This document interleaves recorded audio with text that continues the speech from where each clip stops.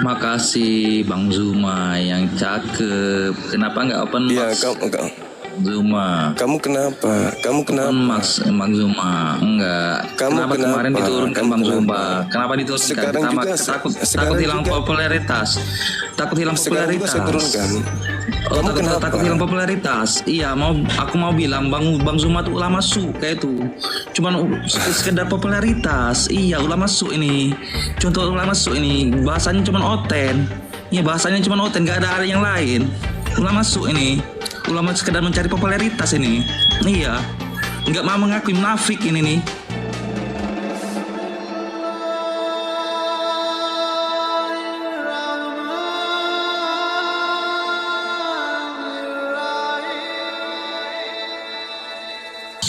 Saudara stres. Halo Bang. Halo juga. Bagaimana? Salam kenal. Gimana siang ini, sehat? Sehat Bang, puji Tuhan. Dari kemarin 2 hari yang lalu baring sampai sekarang. Emang sakit? Sakit lah Bang. Kau juga dari kemarin duduk terus, emang nggak capek duduk Bang? Enggak, orang sehat kok. Oh bagus lah Itu Bang. suara apa itu? Kok ribut kali di sana? Lagi masak Bang, cewek saya Bang. Oke. Gimana? Apakah sudah ada trik, sudah ada cara untuk memahamkan kami ini supaya Yesus ini bukan menjadi anak durhaka gitu? Kok Yesus anak durhaka sih Bang? Yesus kan Tuhan Bang, ngapain Nah, dia itu dia. durhaka Bang? Karena ibunya kudu harus menyembah dia, menuhankan dia. Siapa ibu Yesus yang kamu tahu Bang? Maria. Maria yang mengandung, Maria yang membesarkan, Maria yang merawat dia. Lalu kemudian Maria harus menyembah kepada anak kandungnya sendiri. Ini anak durhaka bukan? Dalam pandangan kami. Itu Maria itu cuma jadi perantara aja untuk kelahiran Yesus Bang. Apa ini? Anda tidak memenuhi syarat untuk berfungsi dalam hasil jalan karena Anda tidak mematuhi panduan komunitas kami.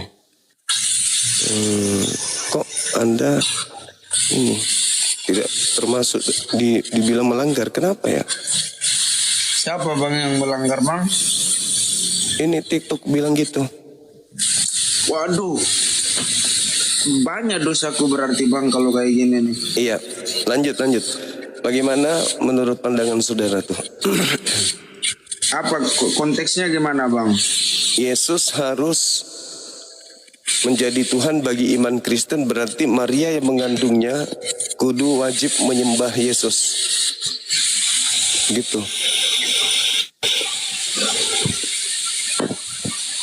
Enggak lah Bang, orang Tuhan itu kan emang udah dia Tuhannya sendiri Bang, cuma buat penebusan dosa aja Bang dia turun ke dunia. Berarti Maria ibu kandungnya harus menyembah anaknya.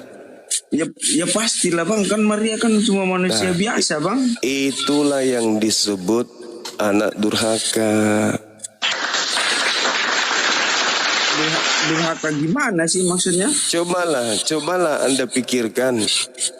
Ibu Anda yang menyembah Anda. Itu loh. Apakah itu nggak durhaka? Kamu giring opini gimana? Kamu giring opini Bang? Loh, Yesus itu anak manusia. Dia kudu wajib beribadah ya kepada ibunya. Dia harus berbuat baik, bukan malah ibunya yang harus menuhankan dirinya. Ada ibu harus kemudian menyembah anaknya, itu anak durhaka.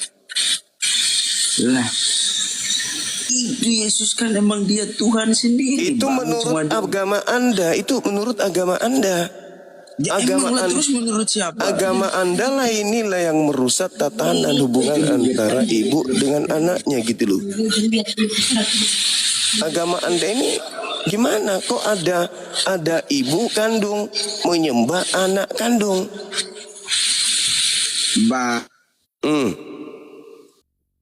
Ibu kandung menyembah anak kandung.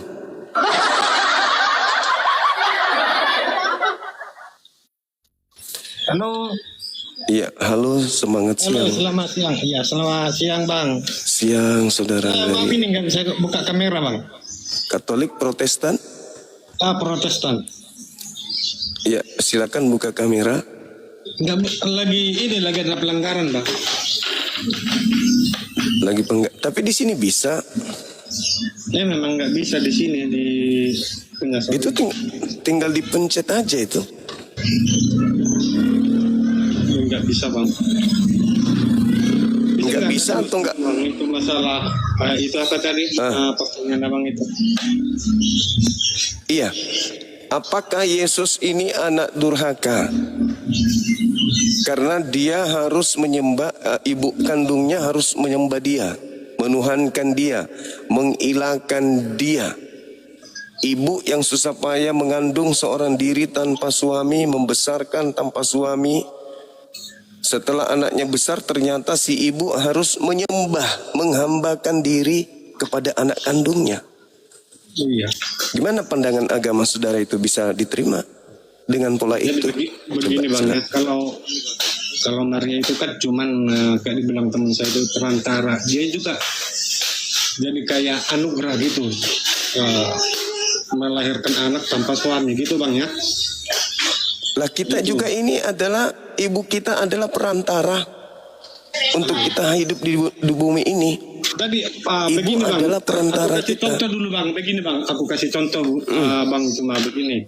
Contoh Ya. Abang ada seorang perwira contohnya. Terus, ya, Dia ada di suatu kelompok angkatan lah misalnya.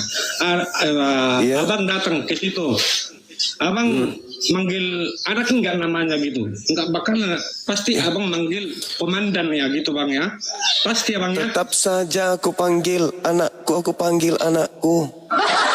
bakalan posisi- bisa, enggak bakalan bisa, Bang. posisi- Itu lagi di ranah dia Bang, enggak posisinya. bakalan bisa Bang.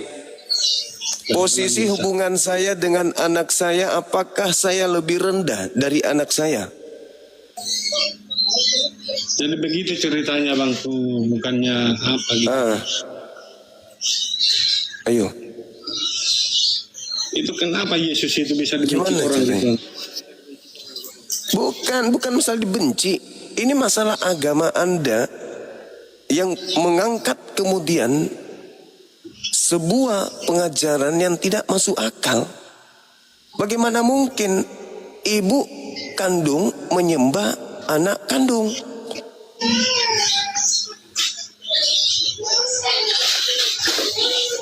Yesus itu anak kandung dari seorang manusia bernama Maria. Begini Bang, karena dia punya sesuatu keistimewaan Bang. Apapun ceritanya, anak tetap anak, ibu tetap ibu. Kenapa kalian pisahin?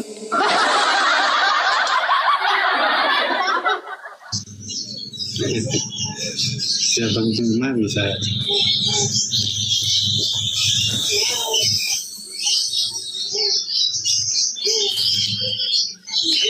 Mobil? Sama siapa? Cepat pulang, buka di rumah kan?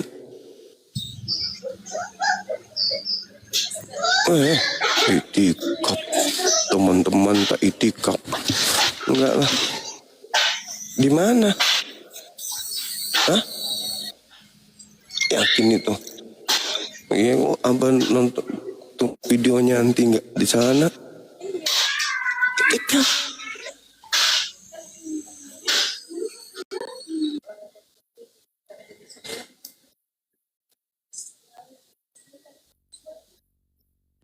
Sama AA ke dokter gigi. Berarti AA Neng pulang. Oh, iya.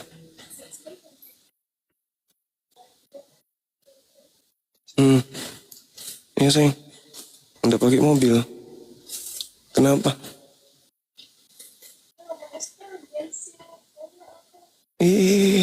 Lebay kali pun. Iya, hati-hati. Salam. Di mana itu ya? Tunggu. Di tasnya apa? Yang di kamar. 2. Enggak sanggup kan 2. 2 kan? Udah 2, nggak sanggup. Mereka cuman korban doktrin. Udah 2. Silakan naik lagi.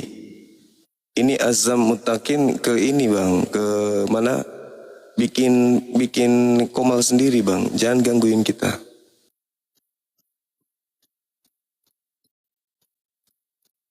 Gak akan kau pengaruhi kami karena kami berakal sehat.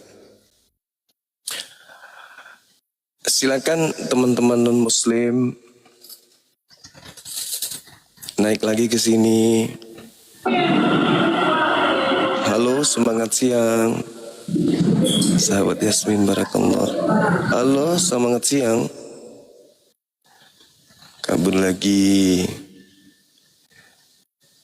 Silakan teman-teman. Kita diskusi yang baik-baik aja, secara logika aja kita berpikir gitu kan ya.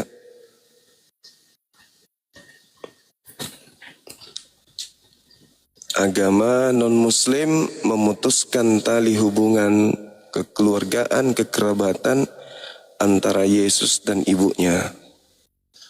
Dengan cara apa? Dengan memberikan pangkat yang setara dengan pencipta langit dan bumi, mengsejajarkan, menghakikatkan anak orang dengan pencipta, sehingga ibu kehilangan anak. Kasihan ibu cari anaknya, karena ternyata sudah diborong, dijadikan sebagai sembahan. Nah, oleh karena itu, saudara kita non-muslim ini harus bertanggung jawab mengajarkan ke kita. Kenapa harus bertanggung jawab? Karena konon ceritanya, agama mereka ini memiliki kemudian amanat agung untuk menjadikan seluruh bangsa, termasuk Islam, bangsa Indonesia mayoritas Islam, untuk menjadi pengikut. Gitu. Jadi mau tidak mau, ya saudara kita Kristen lah harus menjelaskan ke kita. Kenapa bisa anak orang menjadi Tuhan gitu. Kemana ibunya akan pergi mencari anaknya ini. Kita lah dulu. Halo, selamat siang. Kita lah dulu kan ya. Susah payah mengandung seorang diri, difitnah, dihujat, dikejar-kejar oleh pasukan Herodes. Susah payah dibesarkan. Setelah dia besar, ternyata dia jadi Tuhan kita. Kita yang menyembah anak kandung kita sendiri. Bukan suatu kebanggaan, itu suatu penghinaan. Makasih Bang Zuma yang cakep. Kenapa nggak open Iya, max? Zuma. Kamu kenapa? Open max Bang Zuma. Enggak. Kamu kenapa? Kemarin diturunkan Kamu Bang kenapa? Zuma? Kenapa diturunkan? Sekarang juga takut hilang juga, popularitas. Takut hilang sekarang juga popularitas. saya turunkan. Oh, Kamu kenapa? takut hilang popularitas. Iya, aku mau bilang Bang Zuma tuh ulama su kayak itu. Cuman sekedar popularitas. Iya, ulama su ini. Contoh ulama su ini bahasanya cuman oten. Iya, bahasanya cuman oten, gak ada yang lain. Ulama su ini. Ulama sekedar mencari popularitas ini. Iya. Enggak mau mengakui, munafik ini nih. Ulama munafik ini. Enggak mau mengakuin ini.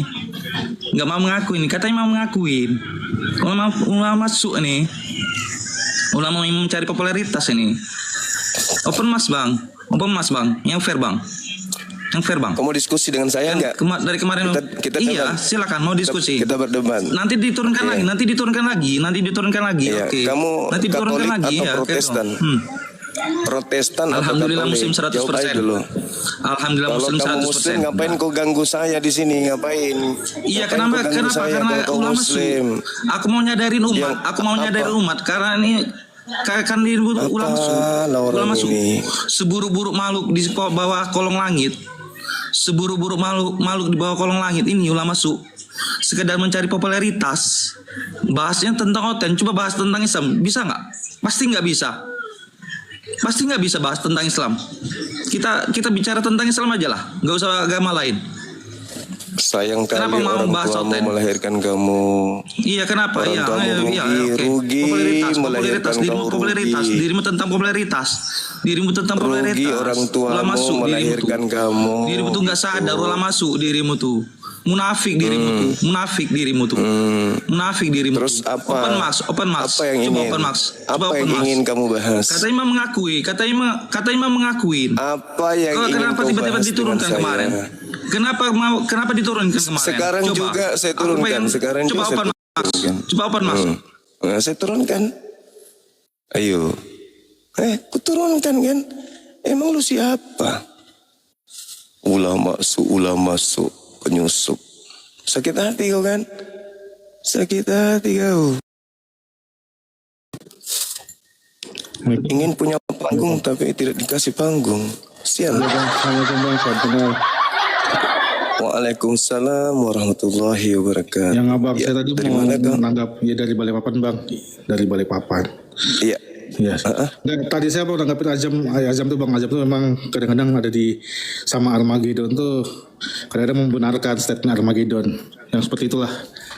Armageddon tuh Kristen bang, soalnya dia membahas tentang Al-Quran, dia membenarkan itu. Berapa kali sering debat sama saya tuh. Oke itu aja bang, salam kenal bang. Iya, Cuma iya. ya. Sehat-sehat bang. Makasih, Sehat, Bang. makasih. Ya, Makasih. Ya. Waalaikumsalam warahmatullahi wabarakatuh. Allah Subhanahu wa taala menjelaskan di dalam Al-Qur'anul Karim terkait kaidah tentang orang-orang yang sama seperti si siapa tadi namanya? Asam lambung ini. Supaya kau dengarkan azam di bawah. Kami umat Islam itu menyadari bahwa Allah memiliki kaidah. Kaidah keislaman jelas menjadi sebuah ketetapan bagi iman kami sebagai seorang muslim.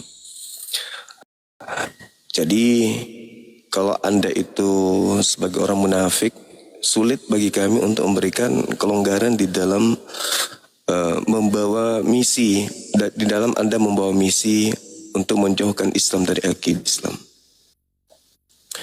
Al-Quran kami mengatakan wa qad nazzala alaikum fil kitabi an idza sami'tum ayatillah yukfaru biha wa yustahzau biha, kata Allah. Fala taqudu ma'ahum. Jadi kami dilarang duduk bersama dengan orang-orang munafik seperti Anda. Maafkan kami. Itu adalah ketetapan dalam agama kami Islam. Haram hukumnya kami duduk dengan orang-orang munafik. Karena orang munafik itu lebih bahaya daripada orang kafir. Itu kaidah dalam Islam, Bung. Jadi kalau Anda menangis, kenapa Bang Suma selalu ngekik? Karena saya tahu kami tidak bisa duduk dengan orang-orang munafik. Allah sendiri yang mengatakan itu. Hatta yakhudu fi hadithin gairi. Camkan itu baik-baik. Kalau Anda berada pada posisi Anda beriman, silakan aja Anda buka komal. Silakan Anda buka komal. Anda buka konsep-konsep keyakinan Anda, silakan. Toh saya tidak mengganggu. Cuman dalam kaidah saya sebagai seorang apologet, saya menyadari bahwa Tuhan saya mengatakan innakum itsam mithluhum. Saya akan sama seperti Anda ketika saya duduk bersama dengan Anda yang munafik ini. Itu kaidah dalam Al-Quran. Malah lebih jauh Al-Quran saya menjelaskan innallaha jami'ul munafiqina wal kafirina fi jahannama jami'a. Itu kaidah dalam agama saya, Bung. Anda gak bisa ngatur saya, please. Tak ada yang bisa ngatur saya kecuali Tuhanku. Siapapun Anda. Hanya sekedar gak dinaikkan di sini Anda marah. Hah? Sekedar Anda tidak sepahaman dengan saya, Anda ngamuk. Anda ngata-ngatain saya. Ya gak apa-apa. Tapi sasaran saya itu bukan diri saya, enggak. Saya nggak perlu melakukan pembelaan. Saya melakukan pembelaan akidah saya. Saya tidak boleh duduk bersama orang-orang munafik. Karena Al-Quran saya mengatakan innallaha jami'ul munafiqina wal kafirina fi jahannama jami'a. Tuh.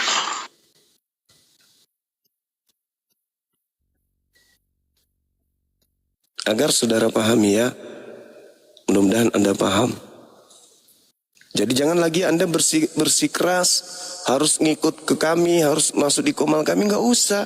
Kamu bikin komal sendiri, bikin aturan sendiri, nggak usah ngatur-ngatur kami yang ada di sini. Karena kita ndak segolongan, kita beda kawan. Ya, beda kamu dengan saya. Kamu mengatakan saya ulama zu, ya silakan kau buka medan tempurmu sendiri. Jangan kau ikuti saya. Ngatain saya ulama zu kan? Ya udah, kau bikin medan tempur kau sendiri, kau bikin medan dakwahmu sendiri. Jangan kau ikutin saya, ngapain? Kau ingin mendikte saya? Enggak bisa. Enggak bisa. Kau mau bayar saya berapa triliun?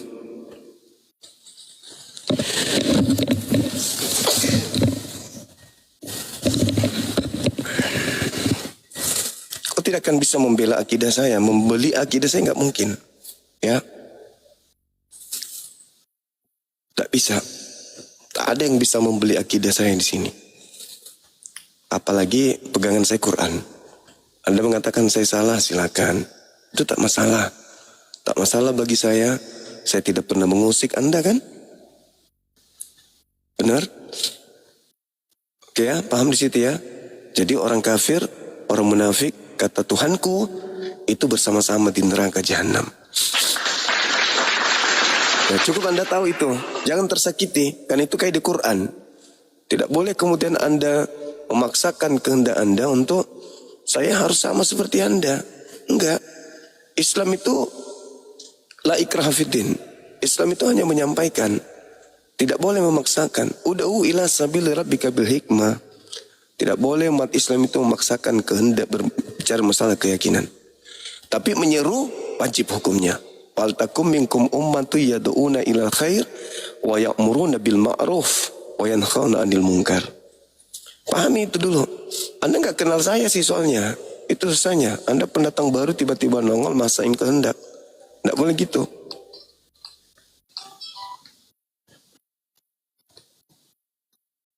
Bikin komal sendiri kawan. Bikin komal sendiri.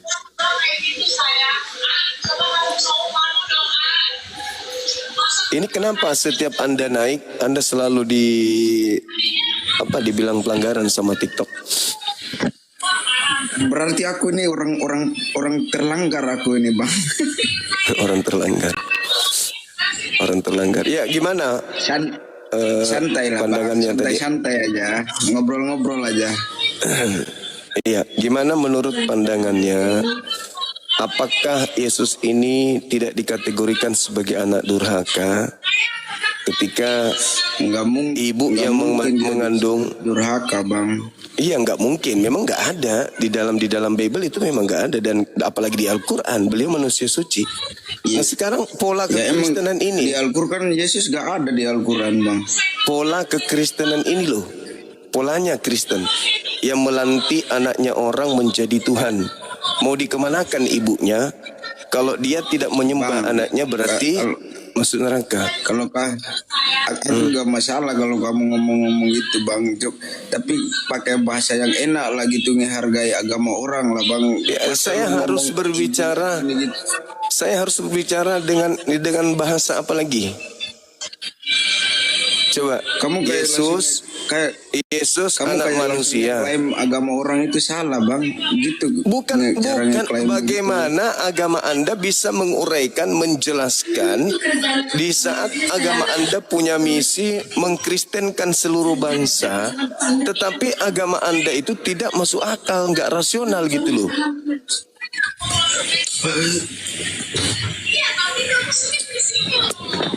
Bagaimana bisa Anda menjelaskan? Pasti kalau bahasa Indonesia begitu saya. Dia tidak tahu apa-apa. Bagaimana Anda bisa menjelaskan anak menyembah ibu menyembah anaknya? Coba. Kan udah bagaimana ada itu di Alkitab bang. Iya, Anda jelaskanlah. Bagaimana seorang ibu menyembah anaknya itu gimana ceritanya? Kalau ibu tidak menyembah anaknya, apakah berdosa? Kau dengar dulu aku ngomong bang. Itu kan si Maria itu kan mandul, dia yang dipilih sama Tuhan, dia buat ngelahirin Yesus, Bang. Kok mandul? Ilmu dari mana lagi nih? Kok Maria kok bilang mandul? Wanita subur dia. Tanpa disentuh laki-laki aja hamil. Kok dibilang mandul?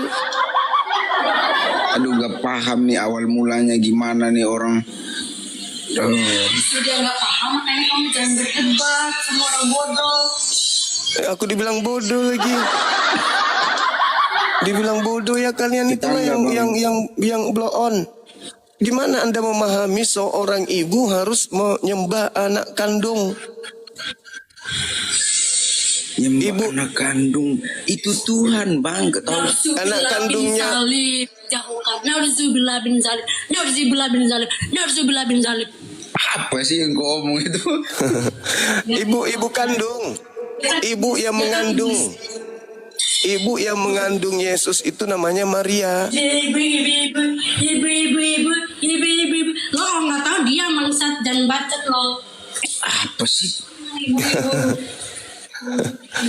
Jadi gimana dong? Ada ibu kandung orang mau berdebat kau ikut menyembah anak kandung. Gimana itu?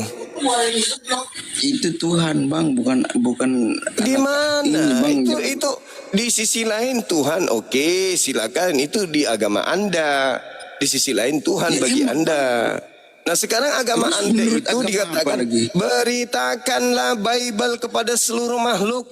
Dah sampai Bible itu ke kami, ya wajib dong kami bertanya, bagaimana ceritanya ada seorang ibu menyembah kepada anak kandungnya sendiri, itu gimana ceritanya? Itu loh. Bang, itu kan buat penebusan dosa, Bang, makanya Itu konsep Yesus agama turun ke lo, dunia. kawan. Kita hargai. Ya, terus gue Itu harus bahas konsep agama lo. apa? Kita hargai itu konsep agama lo. Iya, Itu kan kamu silakan bahas dengan orang konsepnya. Kristen, Bang. Iya, yang kita Terus pertanyakan salahnya di mana?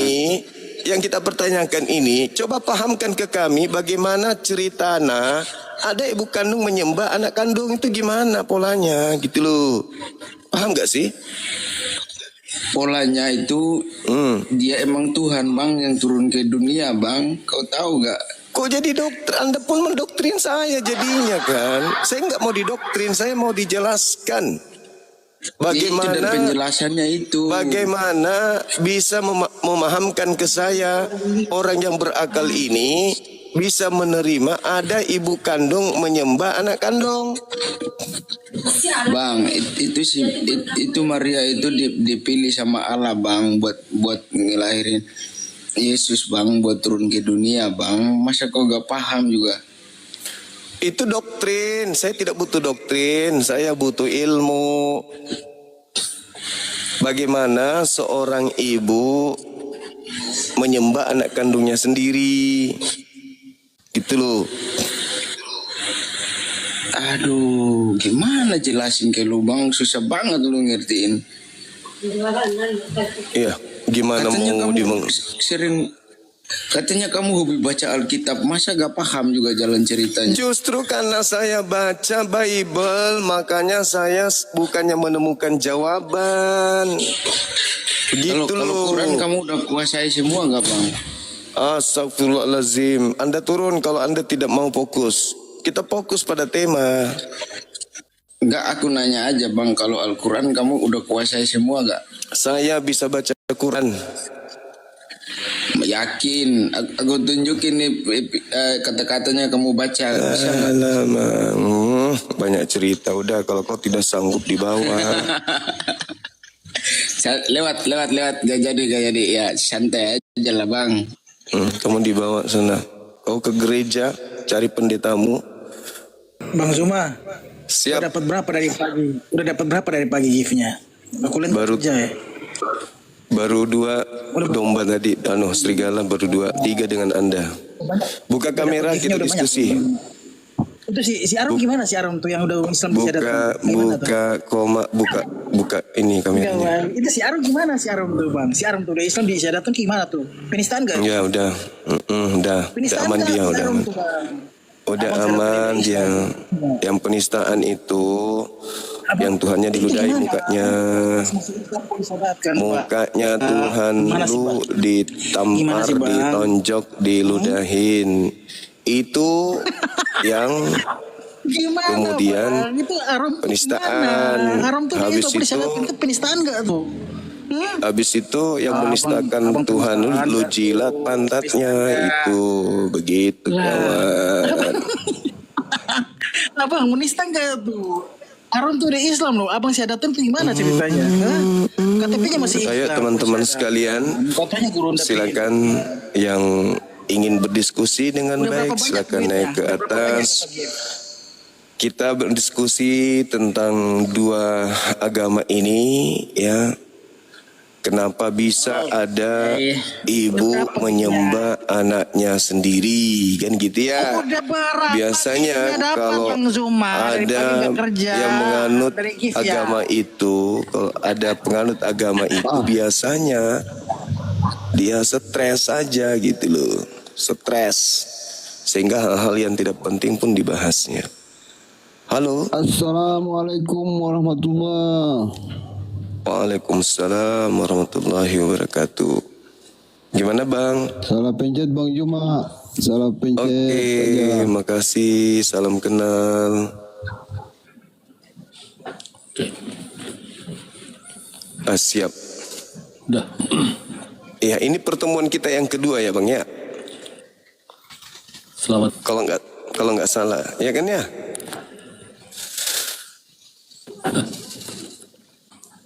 Suara saya kedengaran nggak di sana Bang? Saudara sahabat Babe, salam kenal. Oh, udah jadi. Iya. Boleh Bang dengar? Boleh. Bang Naito, sehat selalu. Iya, lanjut. Iya, halo. Suara kedengaran. Pikiran cerdas. Halo Bang, boleh? Halo.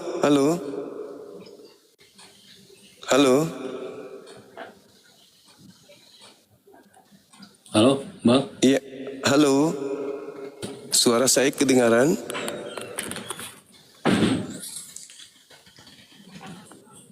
Tes.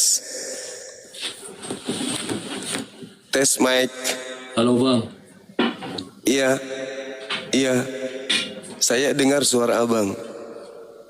Ya. Iya. Saya mendengarkan suara abang. Tuh mau kasih kode dulu. Oke. Oke.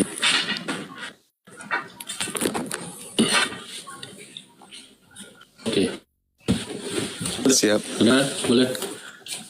Iya, silakan Bang. Saya dengarkan suara abang, cuman terkadang putus. Silakan.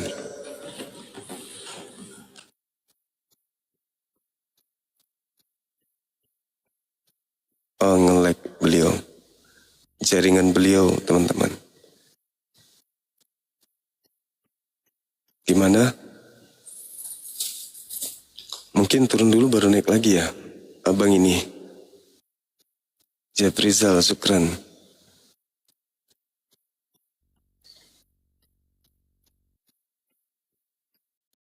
Nge-lag kali, kita turunkan dulu. Turun sendiri rupanya. Iya teman-teman, memang agak berat ya. Jaringan beberapa teman juga yang tadi juga jaringannya agak bagus. Gimana dong?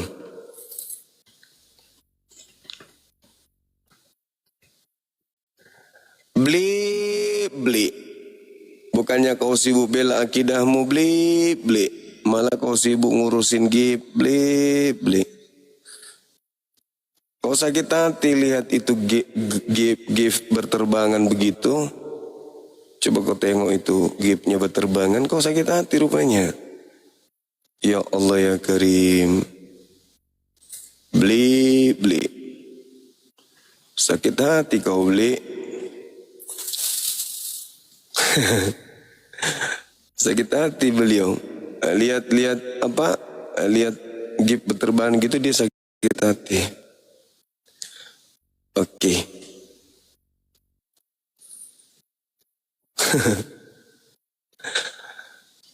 Kita naikkan lagi ya saudara yang tadi. Siapa namanya? Pelti ya. Bang Pelti. Iya Bang. Iya bang. Tadi saya lihat turun. Silakan. Saudara Ahmad, barakallahu fiik. Kang Dodi. Gini, Bang. Gimana? Iya, lanjut. Itu anaknya dibawa pemuk kah? Iya, gimana? Dia bicara tentang apa ini? Kita Boleh, Bang, bahas. kita tanya-tanya soal Iya, soal apa? Ini Pak, menyala kamera. bahas tentang ini terkait dengan posisi Maria sebagai ibu daripada Tuhan yang disembah oleh saudara kami Kristen. Apakah sebegitu dalamnya sampai seorang ibu harus menuhankan, menyembah kepada darah dagingnya sendiri, anak kandungnya? Gitu Bang. Dan sampai kapan Yesus ini menjadi anaknya? Apakah ada batasan? Karena dengan adanya agama Kristen, sebelum ada agama Kristen ini kan Yesus ini, menurut Yesus dia adalah anak daripada Maria. Bahkan Yesus sendiri mengatakan dia duduk di sebelah kanan Bapa yang Maha Tinggi sebagai anak Maria. Markus 14:62, Lukas 22:69, Yesus anak Maria duduk di sebelah kanan Tuhan yang Maha Tinggi. Itu pada saat Yesus masih bersama dengan kaumnya, masih ajarannya. Kalau kita lihat di dalam Yohanes 3 nomor 13, Yesus juga mengatakan bahwa dia adalah anak Maria yang terangkat ke surga. Dia mengatakan di dalam kitab itu, tidak ada seorang pun yang telah naik ke surga selain daripada dia yang turun dari surga, yaitu anak Maria. Berarti di surga pun Yesus masih anak Maria. Nah, begitu Kristen muncul, anak Maria ini seketika naik level dia. Sehakikat dengan pencipta langit dan bumi. Keteteranlah si Maria ibu. Ini gimana ini Maria jadinya? Menyembah anaknya jadi durhaka. Tidak menyembah anaknya, Marianya masuk neraka. Nih, gimana menurut pandangan abang saya ini? Silakan. Sudah itu.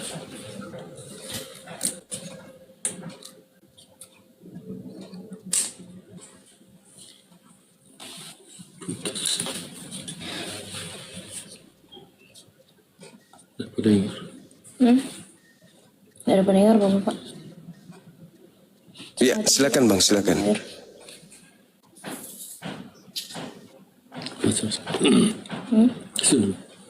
Sudah pendengar?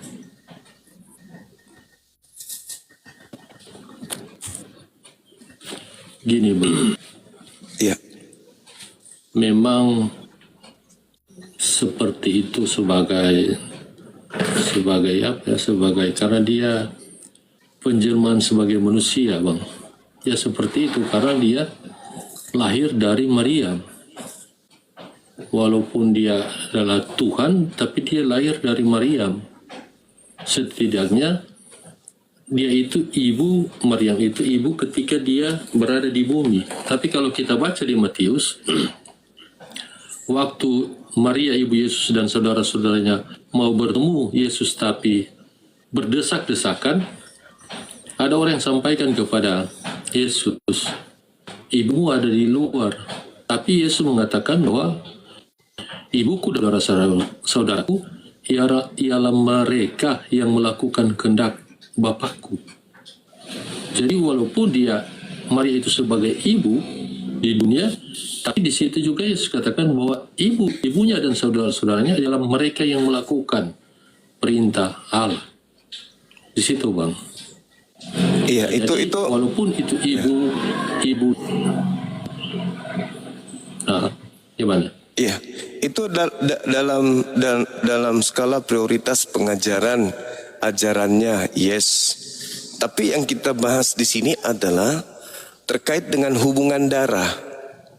Hubungan darah antara Maria dengan Yesus. Ini kemana perginya nih? Seorang ibu kehilangan anak yang berasal dari darah dagingnya sendiri. Seketika anak ini ternyata naik level, dia menjadi Tuhan. Bagaimana dengan kondisi Maria yang telah mengandung beliau sampai beliau besar, menjadi nabi, menjadi rasul, imam besar, Melkisedek dan seterusnya. Lalu sampai pada tataran dia itu adalah hakikat pencipta. Nah, posisi ibu ini gimana? Apakah sebatas di dunia saja? Di surga dia adalah hamba? Kalau dia di surga dia, Maria adalah hamba dari anak kandungnya sendiri, maka yang ada adalah kedurhakaan. Seorang anak yang dibesarkan, yang dikandung dengan susah payah, justru membuat seorang wanita yang adalah ibu kandungnya sendiri kudu wajib menuhankan, menyembah, beribadah, menghambakan diri kepadanya. Dan kalau itu ibu tidak lakukan, maka neraka tempatnya. Ini pola yang dibangun, yang harus disadari oleh saudara kami Kristen. Fenomena itu harus ada, tidak bisa ditiadakan. Nah itu, bagaimana bisa kami terima itu dalam pandangan kami sebagai seorang Muslim yang menjadi orang yang menjadi sasaran amanat agung. Kami mau dijadikan sebagai pengikut Kristus, tetapi dengan catatan kami harus menerima bahwa Tuhan pernah dilahirkan manusia dan ibu kandungnya ini juga kudu harus menyembah kepada anak kandungnya itu sendiri. Susah bagi kami untuk terima itu, Bang. Silakan.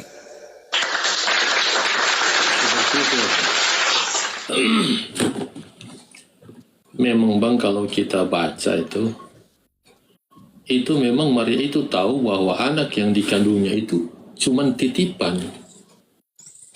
Dia itu sadar bahwa anak yang dikandung itu cuma titipan. Jadi dia tidak punya hak penuh di situ. Di umur 12 tahun itu Yesus sudah pernah meninggalkan orang tuanya. Sampai orang tuanya 3 hari mencari dia. Tapi mereka temukan dia di Ka'bah. Sampai Tuhan waktu itu Yesus sudah berkata kepada orang tuanya, kenapa kamu mau mencari aku? Jadi sebenarnya Maria itu dia sudah tahu bahwa anak itu sebenarnya cuma titipan. Beda dengan kita, Bang. Beda dengan kita. Anak kita, darah daging kita. Kita tahu itu karena produksi biologis sampai kita mendapatkan anak. Tapi Maria itu memang dari sebelum mengandung sudah disampaikan, sudah diingatkan kepada dia bahwa ini anak ini yang dikandungnya ini cuma titipan. Jadi Tuhan memakai dia hanya untuk menitip. Itulah sebabnya ketika dia lahir, dia besar, Maria tahu ini anak ini titipan. Itu, Bang. Ya, memang seluruh kita baca di Alkitab seperti itu. Yang pertama, kita harus menyadari bahwa semua anak manusia itu adalah titipan Tuhan kepada ibunya, kepada ayahnya. Kita ini juga titipan Tuhan melalui ibu kita. Kita adalah milik Tuhan yang dititip kemudian di ibu kita. Begitu seterusnya keturunan Adam itu. Jadi itu tidak dijadikan sebagai dasar pijakan untuk memahami. Yang kedua, tidak ada dalil di Bible kalau Yesus itu hanya titipan, itu nggak ada. Justru kalau Anda membaca di dalam Matius 1, di data nomor 18 dan seterusnya, itu jelas terekam di situ bahwasanya Gabriel datang memberitakan kepada Maria, bakal Maria ini mengandung anak kandungnya sendiri. Anak kandungnya sendiri. Anak manusia. Dan hendaklah engkau menamai dia Yesus. Ya apa bedanya dengan anak kita? Anak kita juga titipan. Dan sampai kapanpun Yesus tetap anak Maria. Nah, di mana orang Kristen kedudukannya sampai bisa mematahkan argumentasi Tuhan yang datang melalui Gabriel bahwa Yesus adalah anak Maria, Maria adalah ibunya Yesus. Sedangkan Yesus sendiri mengakui dirinya duduk di surga pun dia masih anak Maria. Coba Anda baca di dalam Markus 14:62, Lukas 22:69. Konon Yesus yang berkata, mulai sekarang anak Maria duduk di sebelah kanan Tuhan yang Maha Tinggi. Ayo. Bagaimana dong? Silakan dong. Bang, bedanya kita dengan orang tua kita dengan Maria, bedanya kita anak titipan. Tapi itu tidak ada malaikat yang datang kepada orang tua yang menyampaikan bahwa kita anak titipan. Itu cuma pemikiran yang kita bangun. Tapi sebenarnya kalau beda dengan Maria, ketika Jibril datang kepada Maria, itulah yang disampaikan bahwa ini titipan. Anak ini titipan sebenarnya. Beda dengan orang tua kita. Malaikat tidak datang kepada orang tua kita bahwa saya menitipkan anak kepada kamu. Tidak, beda. Ini cuma pemikiran yang kita bangun, Bang. Jadi beda. Seperti itu. Gini, Bang. Gini, Bang. Bang, begini, Bang. Bagaimana kalau kita ganti-ganti bertanya, Bang? Abang bertanya kepada saya jawab. Tapi saya juga bertanya kepada abang jawab. Iya, kan memang itu tujuannya abangku. Makanya kita bahas tema ini. Tapi kita, itu surah Maryam ayat 32. Yang perlu itu kan gimana? Pertanyaan yang abang berikan kepada saya. Tapi pertanyaan yang saya berikan kepada abang nanti terserah saya, Bang. Bukan dari topik. Oh, boleh. Oke, nggak apa-apa, silakan. Oke. Boleh, Bang, saya bertanya. Boleh. Tapi ingat, tadi masih menggantung ya. Anda hanya berasumsi. Hanya berasumsi doang, tapi tidak bisa kemudian memberikan fakta dalil. Ketika saudara mengatakan titipan, kalau kita kan ada orang tua, malaikat tidak datang. Kenapa malaikat datang kepada Maria? Karena Maria tidak punya suami. Agar Maria tahu bahwa yang dilahirkan itu adalah manusia pilihan yang kelak akan menjadi nabi bagi kaumnya Bani Israel. Supaya jangan kaget, supaya jangan heran. Sedangkan saja Gabriel datang, dia masih heran. Bagaimana mungkin aku hamil? Sedangkan aku tidak pernah disentuh oleh seorang laki-laki manapun. Malaikat mengatakan yang maha tinggi menaungi engkau. Kandungan yang ada dalam kandunganmu itu adalah dari Roh Kudus. Dijelaskan di situ. Kamu itu hamil bukan karena zina, tetapi kamu hamil karena Tuhanmu yang menghendaki untuk mengutus seorang nabi bagi kaumnya tanpa ayah sebagai pelajaran bagi kaumnya. Begitu saudaraku. Jadi sampai hari ini Kristen sedunia masih bingung. Kok bisa ada manusia menyembah anak kandungnya sendiri? Kecuali hanya dibungkus dengan ya seperti abang ini. Dia dititipkan, dia hanya menumpang lewat, dia hanya memberikan pelajaran. Cuman itu doang. Tapi akal sehat nggak bisa nerima abangku. Silakan. Pak, mana ya? Bang. Siap. Kita sampai jam berapa ini, Bang? Ini lagi 10 jam 3. 10 jam 3. Boleh sampai jam berapa? Saya ikut abang aja. Cuman nanti 10. Iya, silakan. Saya cuman asar, saya izin sebentar. Habis itu lanjut lagi kalau saya. Jadi saya asar kurang lebih 20 menit lagi. Habis itu biasanya anak-anak saya naik ke atas dan setelah itu saya lanjut lagi. Silakan. Jadi masih ada 20 menit ya, Bang, sebelum asar ya? Kurang lebih iya, silakan. Oke, Bang, begini, Bang. Perbedaan antara Yesus dengan para nabi yang lain, itu para nabi itu memiliki orang tua, Bang. Ayah dan ibu. Nah, perbedaannya kepada Isa Al-Masih itu beda. Memiliki ibu, tapi secara ayah biologis tidak ada. Dan Jibril itu sudah mengatakan kepada Maryam bahwa memang dia adalah Immanuel. Allah beserta kita, Allah yang hadir di dunia. Di situ. Jadi sebenarnya dalam penyembahan itu malaikat sudah sampaikan kepada Maria bahwa memang anak ini perlu untuk disembah karena dia Allah. Situ, Bang. Oke, Bang. Ini, Bang, sebenarnya kita sudah jawab. Cuma kalau abang terima, ya itu kan tidak bisa dipaksakan bahwa setiap jawaban harus diterima. Tapi kita sudah jawab itu, Bang. Sekarang kita mau balik bertanya Pak Abang, Bang. Silakan. Ini, Bang, ini pemahaman tentang kitab suci Al-Quran, iya. Bang. Iya. Bagi kita pribadi kita meragukan itu. Iya. Walaupun kita percaya ayat-ayat yang di dalamnya. Siap. Begini, Bang. Al-Quran menyatakan bahwa Allah mewahyukan bahwa berimanlah kamu kepada Alkitab yang di dalam kurung itu kitab-kitab sebelum Al-Quran, yaitu Iya. Taurat, Zabur, Suhuf, Injil. Nah, ketika Allah menyampaikan berimanlah kamu, ini kitab ini kan ada. Di zaman Nabi itu ada. Di zaman Nabi itu ada. Yang herannya saya begini bang, kenapa kitab Injil, Taurat itu di zaman Nabi itu ada, tapi kenapa tidak dijaga oleh orang Muslim?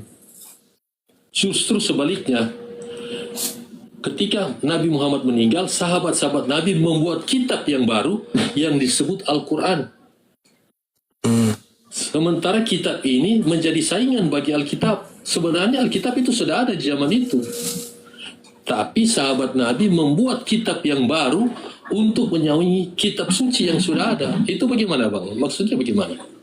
Iya, baik. Jadi Al-Quran itu datang membenarkan kitab sebelumnya, yaitu kitab Taurat yang datang kepada Nabi Musa, dan juga kitab Injil. Membenarkan bahwasanya dulu ada kitab yang datang kepada Nabi Musa namanya Taurat, dan juga ada Injil yang datang kepada Nabi Isa alaihissalam. Tapi datang kepada kaum yang tegar tengkuk. Kristen 2000 tahun hanya mendapatkan remah-remah doang. Hanya terjemahan-terjemahan doang. Bukan inti pokok daripada Torah yang mereka dapatkan. Hanya terjemahan yang direvisi, dan direvisi. Dan yang ada di Kristen juga itu bukan Injil. Itu adalah kabar baik yang dituliskan oleh orang-orang pewarta-pewarta pada saat itu yang disusun. Maka Al-Quran mengatakan, afatatma'una ayyu'minu lakum wa kad kana fariqum minhum yasma'una kalam Allah summa yuharrifunahu min ba'di ma aqalu wa hum ya'lamun. Apakah engkau wahai umat Islam masih mengharapkan mereka percaya kepadamu, sedangkan segolongan mereka mendengarkan firman Allah lalu mereka mengubahnya setelah memahaminya, padahal mereka mengetahuinya. Mereka mengubah, mereka merubah. Orang-orang Yahudi itu merubah, Bani Israel itu merubah. Makanya dikatakan lima talbisunal haqqa bil batil wa taktumul haqqa wa antum ta'lamun. Jadi kami beriman kitab itu sudah mengalami perubahan. Buktinya tak perlu lagi kita cari. Buka Bible, perjanjian lama, perjanjian baru. Apakah itu Torah? Bukan. Apakah itu Injil? Bukan. Al-Quran tidak salah dalam hal ini. Maka Al-Quran mengatakan bahwasanya mereka telah merubahnya. Fawailul lilladzina yaktubuna al-kitaba bi aydihim tsumma yaquluna hadza min indillah. Setelah mereka merubah, mereka menulis kitab itu sendiri dengan tangan mereka sendiri dengan mengatakan ini dari Allah, padahal itu bukan dari Allah. Dari Lembaga Bible Indonesia. Maka datanglah Al-Quran sebagai petunjuk akhir kepada Bani Israel dan seluruh umat manusia. Kenapa? Karena kitab-kitab para nabi sudah tak ada lagi kemurnian. Sudah bercampur aduk dengan tangan-tangan manusia. Itu fakta, itu real. Anda sendiri nggak pernah melihat Taurat bukan? Dan Anda sendiri tidak pernah menemukan Injil. Padahal di dalam Kisah Para Rasul 8, Filipus sebagai murid yang mendapatkan legalitas dari Yesus langsung, itu mengajarkan Injil Yesus. Injil Isa alaihissalam. Nah, mana Injil Isa alaihissalam? Mana Injil Yesus ini yang diberitakan oleh Filipus? Ada? Tidak ada. Berarti Al-Quran betul. Mereka telah mencampur adukan lima talbisunal haqqa bil batil wa taktumul haqqa wa antum ta'lamun. Itu yang dikatakan oleh Al-Quran. Kecuali abang ini bisa memperlihatkan kepada saya Torah asli, bisa memperlihatkan kepada saya Injil asli, berarti Al-Quran salah. Tapi selama hanya menggunakan terjemahan yang direvisi, dan itu pun bukan dari Yesus, tetapi dari pengarang-pengarang yang ada pada saat itu, maka Al-Quran tetap benar, tidak goyah sedikit pun. Silakan. Bang, ketika Al-Quran mengatakan berimanlah kamu kepada kitab, kitab itu masih ada asli. Di zaman Nabi itu ada. Memang kalau abang bilang kitab zaman sekarang, oh mungkin sudah direvisi atau bagaimana. Tapi di zaman Nabi itu Taurat, itu Zabur, Injil itu ada. Di zaman Nabi itu ada. Tapi di zaman Nabi itu kitab-kitab itu tidak dijaga oleh sahabat-sahabat Nabi. Justru mereka membuat kitab suci yang baru, yang tidak pernah disuruh oleh Nabi Muhammad, yang tidak pernah dibuat oleh Nabi Muhammad. Padahal itu Injil di zaman Nabi Muhammad itu sudah ada, Bang. Taurat itu sudah ada. Baru terus Allah berfirman, berimanlah kamu kepada kitab itu. Tapi sahabat Nabi ini membuat kitab yang baru, yang namanya Al-Quran, yang sekarang ini menjadi saingan dari kitab yang sebenarnya sudah ada pada zaman itu. Di zaman Nabi sudah ada kitab itu, Bang. Yang pertanyaan saya begini, kenapa sahabat Nabi mau membuat kitab untuk menyaingi kitab yang sudah ada? Coba Dan kasih itu saya terjadi bukti. di Muslim.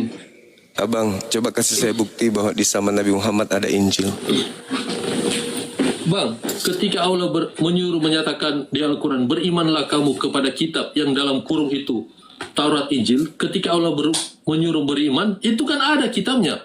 Mana kitabnya? Tidak mungkin Allah suruh beriman, tapi tidak ada. Di mana? Di zaman Nabi di kan sudah Al-Quran? ada itu. Di mana? Di mana? Ya, dalil apa yang Anda gunakan? Al-Quran atau hadits? Apa yang Anda gunakan? Ini ngarang. Anda ngarang cerita. Al-Quran ini, Bang. Bang, Di mana? saya bicara Al-Quran ini, Bang. Iya, di mana Tahu Al-Quran mengatakan? Di mana Al-Quran mengatakan ada Torah di zaman Nabi Muhammad? Terus, Bang, Allah suruh beriman kepada kitab yang tidak ada di zaman itu. Orang beriman itu Kan karena Allah tidak suruh beriman. melihat. Orang beriman karena tidak melihat, abangku. Kalau melihat itu Bang, bukan begini. beriman lagi. Itu bukan iman. Kalau sudah melihat itu bukan iman. Seperti Anda melihat Yesus itu bukan beriman ke Yesus. Anda melihat, Anda meyakini, Anda percayakan, Anda melihatnya itu bukan iman. Makanya iman itu hanya ada di Islam. Coba. Ketika Anda kemudian diajak beriman kepada Nabi Adam, kepada Adam, apakah Adam ada pada saat itu? Ada nggak Adam pada saat itu? Ketika Anda diajak beriman kepada Musa, apakah ada Musa di zaman Anda? Nggak ada. Jadi Al-Quran menceritakan kitab Torah yang datang kepada Nabi Musa dan kaumnya. Bercerita tentang Injil yang datang kepada Nabi Isa pada kaumnya. Anda ngarang. Seakan-akan kami umat Islam itu bisa dibodohi seperti jemaat yang ada di gereja. Maaf. Kami bukan jemaat Kristen. Kami orang-orang berilmu yang paham tentang Al-Quran. Satu lagi kesalahan yang Anda lakukan tadi. Anda mengatakan bahwa Nabi Muhammad tidak mengajarkan Al-Quran. Al-Quran itu diwahyukan bukan ke kertas. Al-Quran itu diwahyukan ke dalam kalbu. Kalbunya siapa? Kalbunya Nabi Muhammad. Setelah Al-Quran itu datang ke kalbu Nabi Muhammad melisankan. Setelah Nabi Muhammad melisankan, sahabatnya menghafalkan. Setelah sahabatnya menghafalkan, mereka menuliskan. Jadi legalitas Quran, pengasahan Al-Quran, validasi Quran itu datang langsung dari lisan Nabiku, Nabi Muhammad. Berbeda dengan Injil Markus, Paulus punya surah-surah, Lukas, Matius, Yohanes, sedikit pun jangankan Yesus memegangnya, jangankan Yesus kemudian melihatnya kitab itu. Yesus menyebut dan menyindir sedikit pun tidak pernah. Kitab Anda yang sudah hancur anta berantah seperti itu Anda katakan ada pada zaman Nabi Muhammad. Gimana ceritanya? Sedangkan orang murid-murid Yesus asli saja, mereka tidak pernah memegang kitab Lukas, Markus, Matius, Paulus, Roma, Galatia. Itu kitab-kitab yang muncul belakangan sebagai buku sejarah yang menceritakan tentang Yesus dan murid-muridnya dan pengajarannya yang dikumpulkan berdasarkan penelitian, bukan berdasarkan pewahyuan. Berbeda dengan Al-Quran. Al-Quran diwahyukan masuk ke dalam hati Nabi Muhammad. Nabi Muhammad menyampaikan kepada sahabat, sahabat menghafalkan, sahabat menuliskan. Sahih. Seperti itu abangku. Makanya ketika Al-Quran itu datang menceritakan tentang Siti Maryam dan anaknya, wabarran biwalidati, bagaimana kemudian Nabi Isa alaihissalam dimanapun berada selalu berbakti kepada ibunya. Ibu sekarang di Kristen menjadi hamba dari anak. Kenapa bisa demikian? Karena Kristen, mohon maaf, tidak memiliki fondasi kuat, melainkan hanya imani saja, yakini saja, percaya saja. Salah atau tidak urusan belakangan. Itulah iman Anda.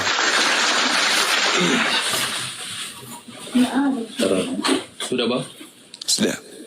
Bang, abang mengatakan bahwa iman itu kepada hal yang tidak ada. Kalau begitu abang tidak beriman kepada Al-Quran. Karena Al-Quran itu ada. Kelihatan.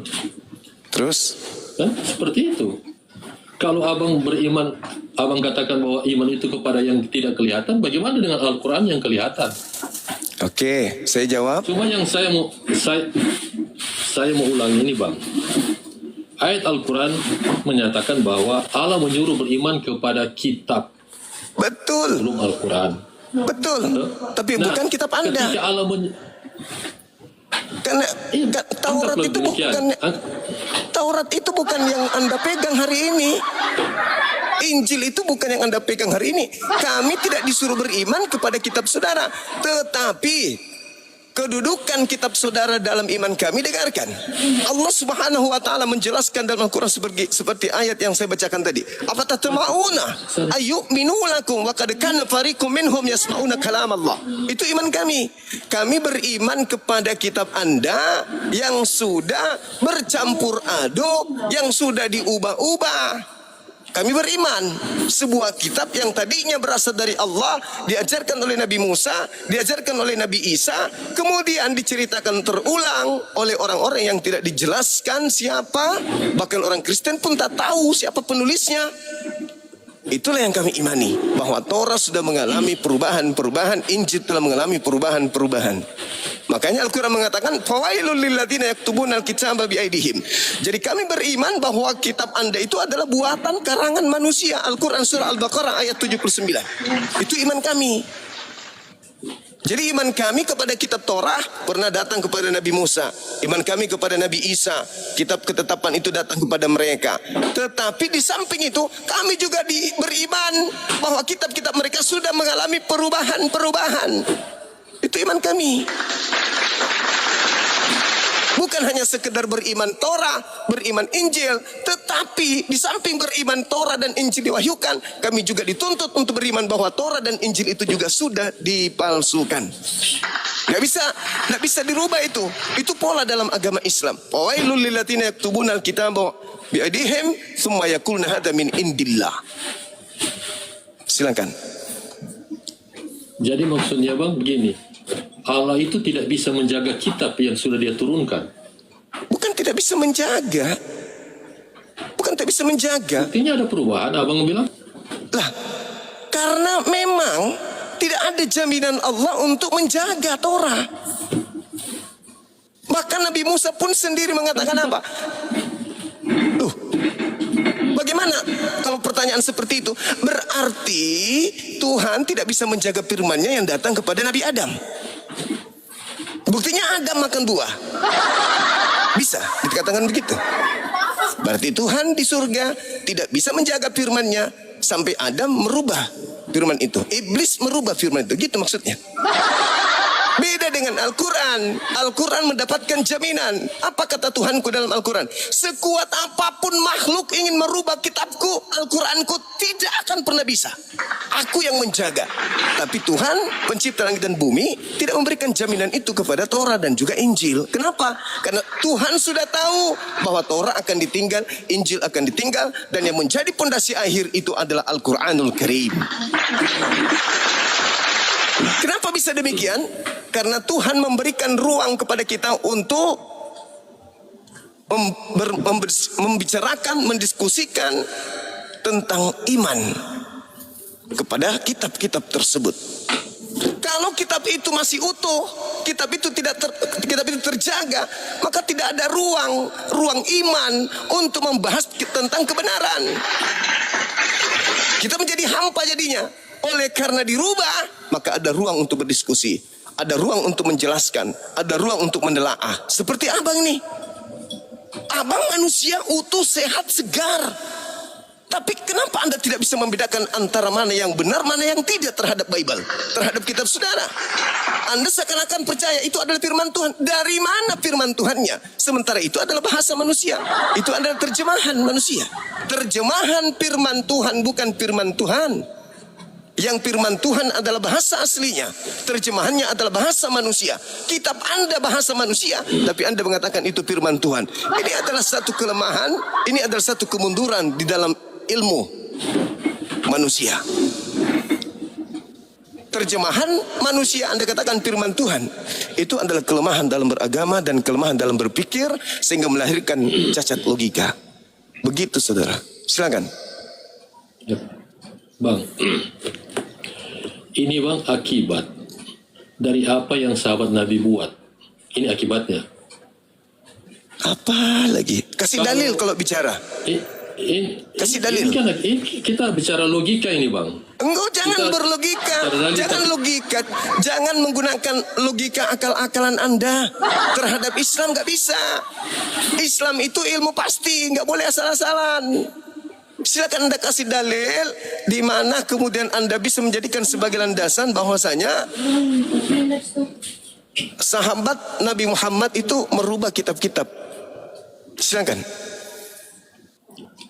Saya tidak mengatakan sahabat merubah kitab.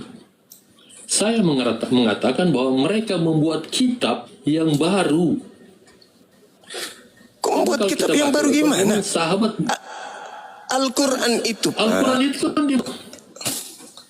Al-Quran itu adalah wahyu dari Allah yang disampaikan oleh Allah melalui Nabi Muhammad. Qul nazzalahu ruhul qudus min rabbika. Dikatakan bil bayyinati wasbur wa anzalna ilaika dzikr litubayyana linnas. Az-zikr Al-Quran diwahyukan kepadamu Nabi Muhammad untuk kau sampaikan kepada sahabatmu. Itu dalil An-Nahl ayat 44. Ketika Al-Quran itu sampai kepada sahabat, sahabat menghafalkan. Terus kenapa Anda mengatakan Anda membuat kitab?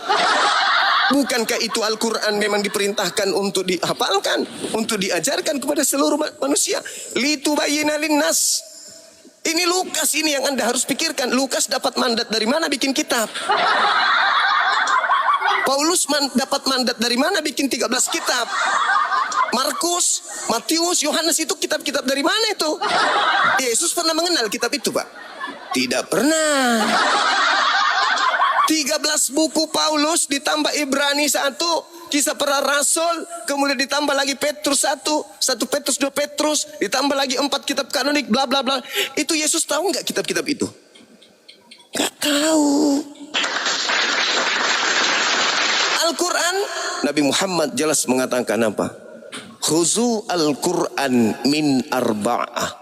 Terima Al-Quran dari keempat sahabatku. Legalitasnya ada. Mana legalitasnya kitab Anda dari Yesus? Ada. Dek nara. Gak ada, Bang. Kitab Anda itu kitab siluman. Kitab siluman yang tidak ada, kemudian validasi, tidak ada pengesahan dari Yesus. Anda nggak sadar atau memang pura-pura blow on, nggak mau tahu? Sahabat Andre Syukran, Anda menjadikan diri Anda dan anak-anak Anda menyembah Yesus, ibadah minggu, makan babi, Natalan. Anda lakukan semua itu tanpa ada pengesahan dari Yesus. Sehatkah Anda? Habis itu Anda mengatakan Anda sudah punya jaminan. Jaminan apa? Jaminan semua. Oh, Yesus menjamin kami. Prep. Di mana Yesus menjamin Anda? Kitab Anda aja Yesus tidak tahu. Agama Anda Yesus tidak pernah tahu. Hari ibadah Anda Yesus tidak pernah tahu. Lalu keselamatan apa yang Anda inginkan?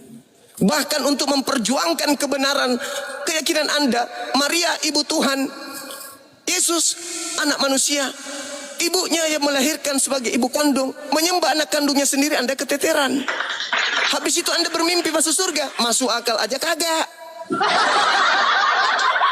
Gitu loh, Bang. Jadi kalau Anda berbicara tentang Islam, jangan akal-akalan. Islam itu ilmu baku, bukan seperti agama Anda yang asal nempel doang. Perjanjian lama nyuri Tuhannya Yahudi, perjanjian baru nyopet Tuhannya Islam.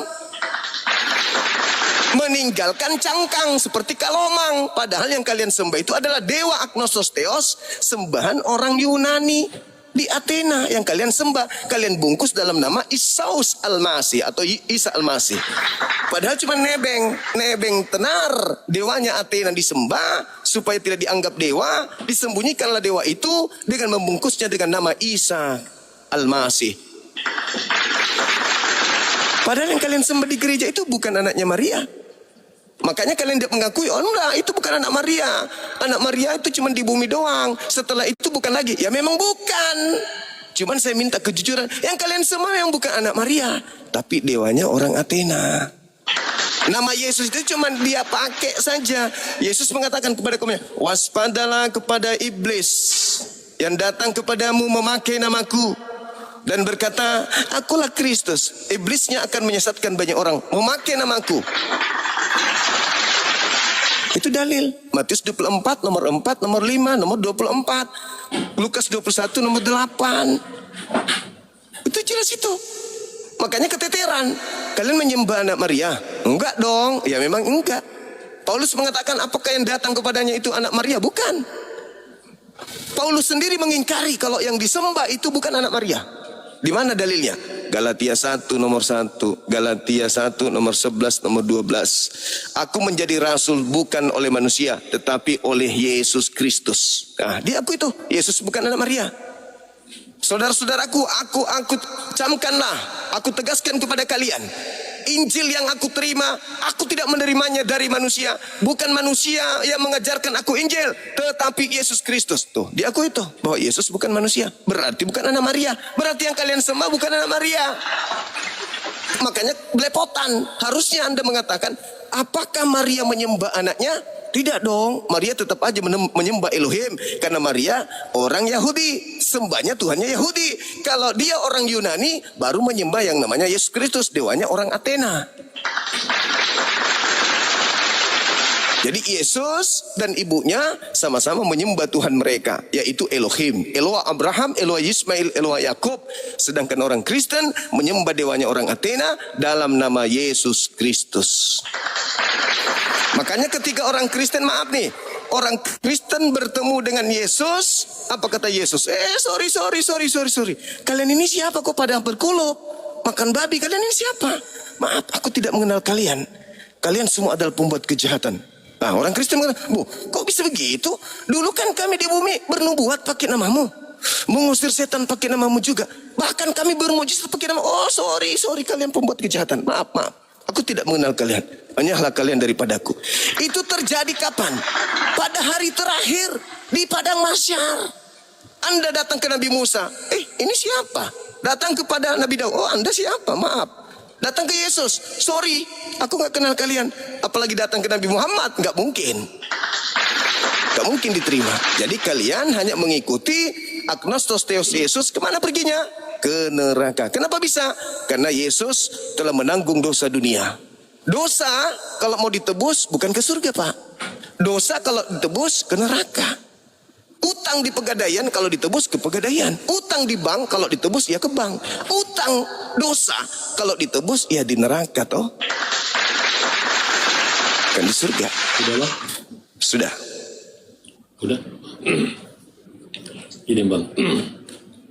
Saya ini Kristen, bukan Kristen pemakan babi. Yang satu. Tapi saya mau bilang ulang sama Abang. Bang, saya percaya Muhammad itu Nabi. Saya percaya dia mendapat wahyu. Saya percaya. Tapi dalam pembuatan kitab itu Nabi tidak melakukan itu. Memang sahabat-sahabat Nabi itu banyak yang hafal Al-Quran. Banyak penghafal Al-Quran. Tapi karena banyak yang gugur dalam medan perang, maka sahabat-sahabat Nabi ini membuat kitab yang baru, yaitu berdasarkan Al-Quran. Iya. Agak Al-Quran ini disusun juga berdasarkan apa? Gini Bang, kita bilang Al-Quran disusun berdasarkan apa Bang? Iya, berdasarkan apa disusun Al-Quran oleh sahabat Nabi? Penelitian, saksi-saksi, atau apa? Iya, dia disusun berdasarkan karena itu wahyu ayat-ayat. Tapi mereka, kan Nabi tidak membuat kitab Bang. Berdasarkan apa? Iya, berdasarkan pewahyuan. Berdasarkan pewahyuan. Kalau tanya begitu, berdasarkan campur tangan manusia Bang. Apanya campur tangan manusia? Kan sahabat Nabi yang buat. Iya, dibukukan berdasarkan hafalan.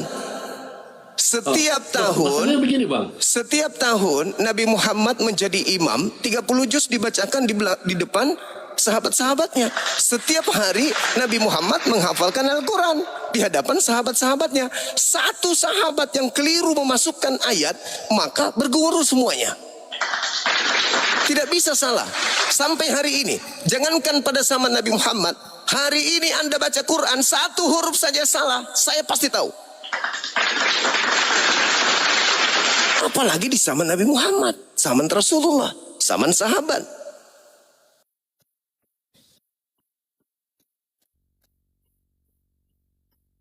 Terlalu jauh Anda mikir.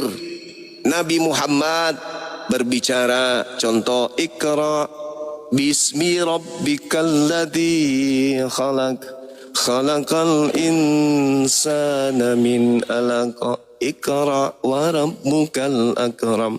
Seluruh sahabatnya menghafal bacaan itu. Sekarang Yesus menerima firman. Firman pertama, firman kedua, ketiga, keempat, sampai firman terakhir. Kalau Anda muridnya Yesus, benar-benar murid Yesus Kristen ini, orang Kristen kalau ditanya apa wahyu pertama yang diterima Yesus, Kristen pasti bisa jawab. Kalau pengikut, kenapa? Karena menurut catatan pewarta Yohanes, di dalam Yohanes 17:8 dikatakan, segala firman yang engkau berikan kepadaku telah aku sampaikan kepada mereka. Yohanes 12 nomor 49-50. Aku tidak berkata-kata dari diriku sendiri. Apa yang aku katakan adalah apa yang diperintahkan oleh Bapa untuk aku katakan, aku sampaikan. Yohanes 14:24. Firman yang kau dengar dari mulutku bukan dari aku, tapi dari Tuhanku yang telah mengutus aku. Pertanyaannya, firman pertama yang Yesus sampaikan kepada muridnya yang mana? Ada yang hafal?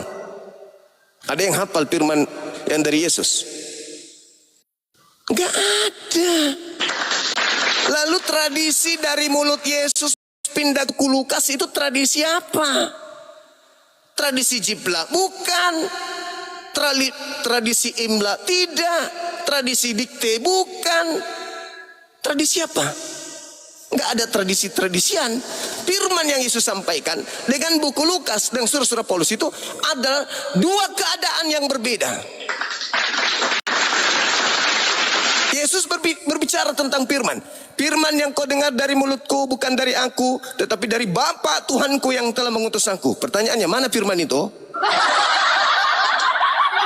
Firman pertama yang Yesus sampaikan kepada muridnya terkaitan dengan apa? Mana firman itu? Inilah wahyu Yesus Kristus yang dianugerahkan Allah kepadanya, supaya dia menyampaikan kepada hamba-hambanya apa yang Allah kehendaki berlaku terhadapnya. Wahyu 1 nomor 1. Oke, mana wahyu pertama itu? Tahu? Tidak tahu. Kalau di Islam ditanya, wahai umat Islam, naam, mana wahyu pertama yang disampaikan oleh Nabi Isa? Inni abdullah ataniyal kitab wa ja'alani nabiyan. Nabi Muhammad ku tahu inilah wahyu pertama yang disampaikan Nabi Isa kepada kaumnya. Orang Kristen, anak-anak Tuhan, bukan hamba Tuhan, tapi pewaris surga, ditanya seperti itu, pelangak-pelongok. Padahal Tuhannya 3. 3 Tuhan membackup, tapi maaf, blow on. Sudah gitu Tuhannya 3, 2 di atas, 1 di dalam tubuh mereka, yang mereka katakan pneuma hotheos, hantu suci yang berada pada diri masing-masing, yang ketika di Indonesia dirubahnya lagi menjadi Roh Kudus biar sok paten. Padahal bahasa Yunaninya pneuma hotheos atau hagios, yang artinya hantu murni atau roh suci. Itu ditanya nggak bisa. Bertanya Islam ngarang-ngarang, paling bisa menjadikan karangan-karangan untuk agamanya orang.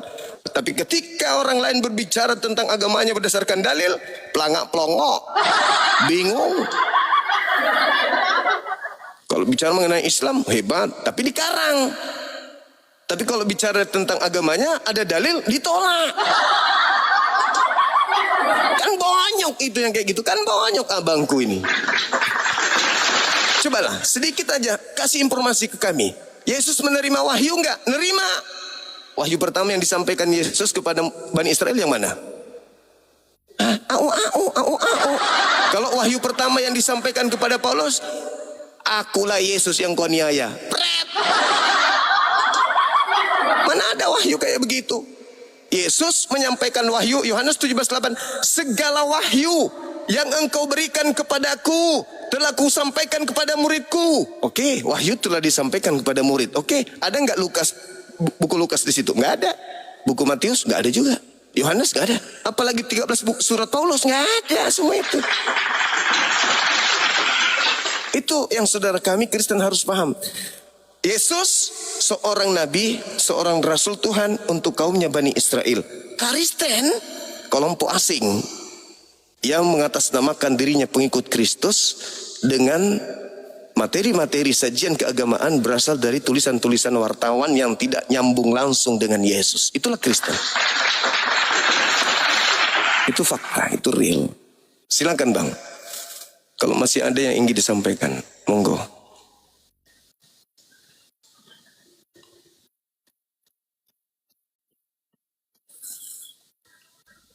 Jawab sendiri.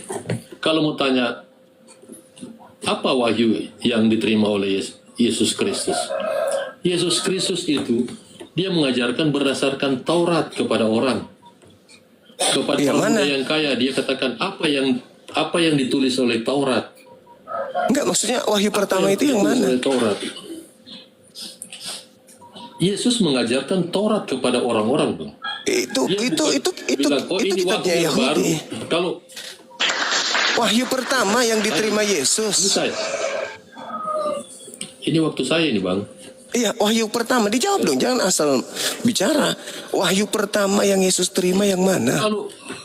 Kalau mau cari wahyu pertama, Yesus itu mengajarkan Taurat kalau kita baca. Kalau kita baca apa pengajaran Yesus? Yesus mengajarkan Taurat kepada orang-orang. Karena kitab itu sudah ada. Diajarkan kepada orang-orang tentang Taurat, Bang. Bukan wahyu yang baru. Oh, ini wahyu yang baru yang akan dia berdasarkan Taurat. Oke, berarti perjanjian baru milik Anda itu tidak diajarkan Yesus kan? Itu perkataan-perkataan Tuhan Yesus, itu kehidupan Tuhan Yesus yang dicatat di dalam perjanjian baru. Itu kehidupan Tuhan Yesus. Tapi sumber pengajaran kalau baca dia mengajarkan Taurat. Taurat, berarti Taurat. Coba kalau baca dia, karena kitab itu sudah ada. Iya, berarti Yesus mengajarkan Taurat kan? Dengan Muslim. Bang, ini saya ini, Bang.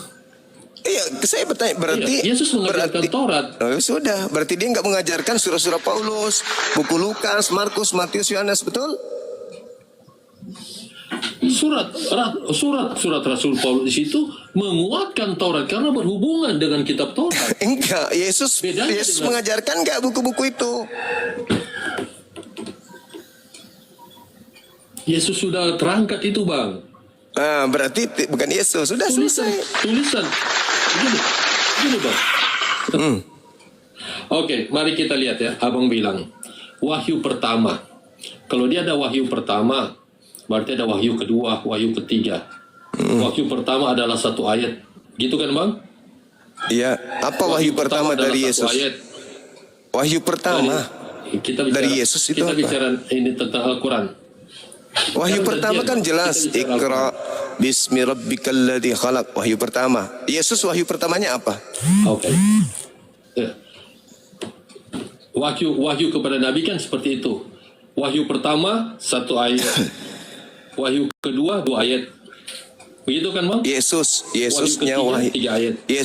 Yesus wahyu pertamanya apa? Ini Nabi Muhammad. Ini tentang kepada Nabi. Ya, saya sudah dijawab. Sekarang wahyu pertama Yesus yang mana? Tadi kan saya sudah jawab, Yesus itu mengajarkan Taurat. Taurat itu wahyu untuk Musa. Yang saya tanya, wahyu pertama. Kalau abang baca memang baca Alkitab, Yesus itu mengajarkan apa yang tertulis dalam Taurat. Dia mengatakan, Dia mengajarkan aku tidak Taurat. berkata-kata dari diriku sendiri. Apa yang aku katakan adalah apa yang difirmankan. Nah, mana firman pertama yang Yesus terima? Silakan. Kalau Anda muridnya ya. Sudah, Bang. Ah. Saya kan udah jawab.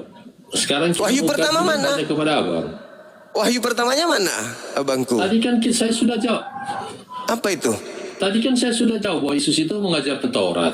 Mengajarkan Taurat. Kan sudah Mengajarkan dijawab. Taurat. Yang saya tanya, wahyu pertama yang diterimanya mana? Kenapa Allah mau terima wahyu? Dia kan Allah. Dia Yesus Tuhan. mengatakan ini sakitnya di situ. Sakitnya tuh di sini. Anak orang jadi Tuhan, ibunya kececeran mencari anak kandungnya. Oh yeah. Oh ya, oh ya, oh yeah. Kalian memasukkan konsep merusak, menajiskan kesucian Yesus sebagai nabi dan rasul dengan selalu dia kan Allah, dia kan Tuhan, dia kan Elot. Itu di gereja aja itu bawa, jangan bawa di depan kami. Muak kami dengarkan yang bahasa-bahasa gitu. Itu nggak cocok bagi orang waras, itu nggak cocok. Ya makanya aku bilang, yang saya tanya abangku, wahyu pertama yang Yesus terima dari Bapa Elom itu yang mana? Kalau Anda muridnya, Anda pasti tahu. Kan saya sudah. Anda bilang Yesus mengajarkan Taurat. Itu bukan wahyu. Taurat itu adalah kitabnya Nabi Musa. Beda dengan wahyu yang Yesus Bukan terima wahyu. sendiri, gitu loh. Bukan wahyu. Itu wahyu kepada Musa. Yang saya tanya wahyu kepada Yesus. Alamak, susah kali bah. Bang, Yesus mengatakan, sebelum Abraham jadi, aku telah ada. Aduh, apa saya itu bahasa broncong itu bahasa enggak. Abang nggak mengerti. Oke, mari. Aduh. Sulit abang mau mengerti Alkitab. Mari kita bicara. Bukan, saya nggak bisa dibodohi, Mari. itu yang benar. Begitu abangku. Saya Mari kita izin bicara ibadah dulu. dulu. Saya mau tanya di bang. Saya ibadah sebentar. Abang bertahan di sini aja dulu. Jangan kemana-mana. Santai abang ya. Saya pola diskusinya memang begitu abang. Saya memang begitu kalau diskusi. Ya, nanti. Iya abang, saya ibadah dulu abang ya. Nanti kita lanjut lagi ya. Oke, ya, siap. Ya. Ya, saya sudah jambak beberapa teman kita dari Muslim untuk naik ke sini. Bantu saya dulu dong. Teman-teman yang ada di API, naik dulu isi kosongan sebentar aja. Mumpung ada abang kita ini.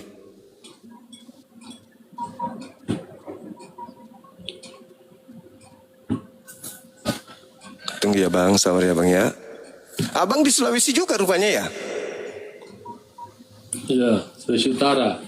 Oh iya dekat Saya kita bang. Kristen tapi tidak makan babi bang. Ya alhamdulillah. Saya Makanya Advent, bang. iya. Bagus bang, bagus. Teman-teman kita Advent banyak. Pak Lamsen, Ibu Karyana, siapa lagi? Ranggo-Ranggo.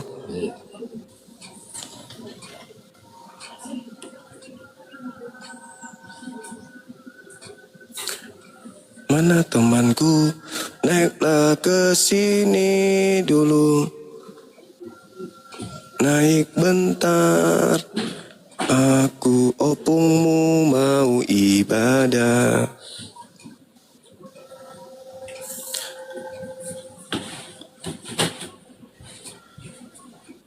Mereka masih pada sibuk ibadah teman-teman kita ini.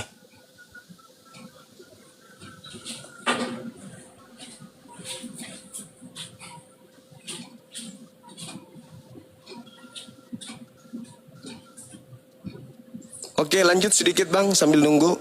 Silakan. Ada yang ingin dipertanyakan, ada yang ingin disampaikan, silakan. Ini bang, tentang pengwahyuan. Wahyu pertama kepada Nabi Muhammad. Iya, Wahyu kedua, wahyu ketiga dan seterusnya. iya, Jadi dalam pewahyuan ini kan ayat per ayat bang. betul. Nah, bagaimana ayat ini yang diwahyukan, tapi sebenarnya ayat ini sudah menyebutkan Al-Quran, sementara Al-Quran itu belum jadi itu Bang. Ini satu ayat. Pertanyaan yang bagus. Jadi ketika kita berbicara mengenai Al-Quran, sama kedudukan seperti kitab ketetapan. Kitab itu ketetapan, Quran itu bacaan. Jadi ketika Nabi Muhammad menerima wahyu, misalnya Alif Lam Mim zalikal kitabu la raiba fihi hudan lil muttaqin. Kitab Al-Quran ini tidak ada keraguan di dalamnya, petunjuk bagi orang yang bertakwa. Tapi di situ belum berbentuk kitab. Berarti yang dimaksud di sini adalah ketetapan-ketetapan. Nah, kenapa dikatakan sebagai lembaran-lembaran? Karena kalau Al-Quran itu akan menjadi lembaran-lembaran, maka menjadilah berbentuklah mushaf. Inilah yang disebut kitab, ketetapan, yaitu Al-Quran. Lalu dibukukan, menjadilah kitab. Bedanya dengan Yesus juga mengajarkan itu. Tetapi ketika dibukukan, tidak dibukukan berdasarkan dengan penyampaian Yesus langsung, tetapi dibukukan berdasarkan hasil penyelidikan orang per orang. Nah, ini yang tidak dimiliki oleh Injil.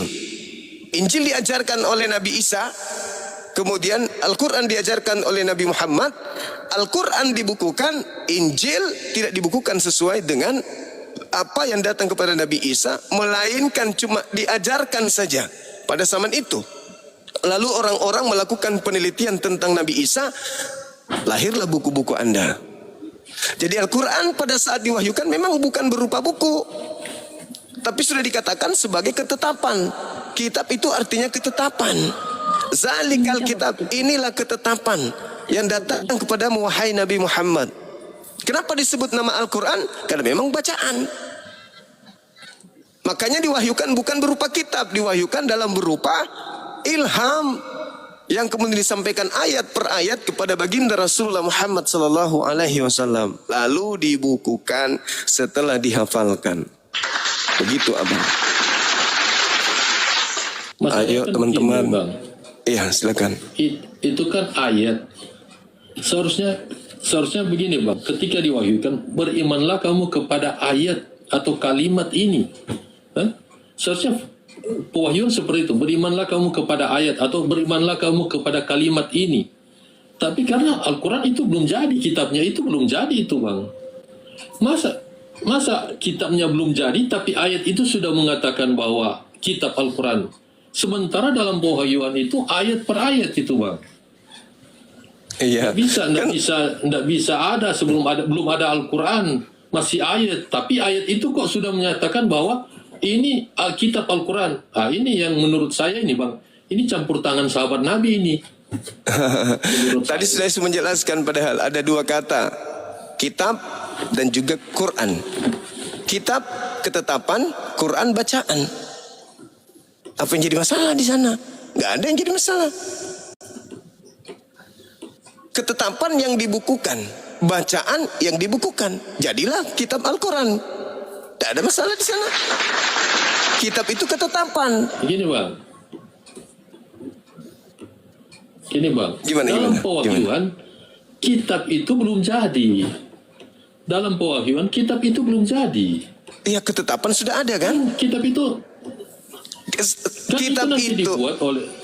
Kitab itu tidak serta-merta artinya buku. Kitab itu ketetapan. Masa nggak paham Abang ini? Coba anak-anak api naik dulu dong. Dalam pewahyuan. Pewahyuan kan? Dalam pewahyuan seharusnya yang disampaikan kan ayat Pak. Ketetapan yang disampaikan oleh Allah melalui pewahyuan. Kan itu. Zalikal kitabu la raiba fihi hudal lil muttaqin. Ketetapan ini tidak ada keraguan di dalamnya, yaitu petunjuk bagi orang-orang yang bertakwa. Ketetapan-ketetapan ini nanti tertuliskan dalam sebuah buku ketika dibukukan. Sekiranya tidak dibukukan, maka ketetapan-ketetapan itu akan menjadi untayan-untayan ayat yang dihafalkan oleh manusia. Alhamdulillah. Izin dulu ya Bang ya, saya ibadah dulu sejenak ya Bang. Tetap di sini, ini ada adik saya. Dinda, mohon jaga markas dulu sebentar sekali. Saya ibadah dulu dek. Siap Bang Zuma.